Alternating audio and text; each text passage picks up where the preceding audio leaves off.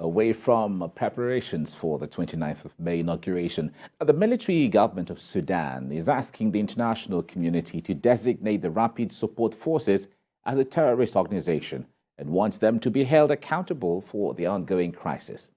The Sudanese Ambassador to Nigeria made the call while briefing journalists on happenings in Sudan and possible solutions. Moyo Thomas has the story. In what seems like a sharp turnaround, the Sudanese army has labeled the RSF as insurgents and wants the world to recognize them as such. This may come as a shock to many, as despite the many atrocities of the RSF in the past, the army under Omar al-Bashir in 2013 formalized the militia group, giving some of its leaders military ranks. In 2017, the laws of Sudan also upgraded them as independent security forces. Army has, on some occasions, also deployed the RSF groups to quell crises in and outside Sudan.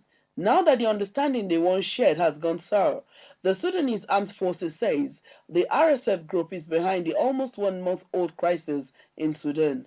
The Sudanese Ambassador to Nigeria, MOHAMMED YUSUF, gave further insight into the genesis of the crisis.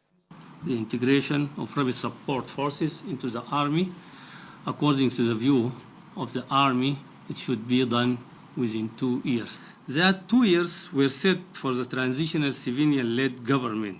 The commander of insurgent rapid support forces was of the view that the integration of his forces into the national army should be reached within a 10-year period of time.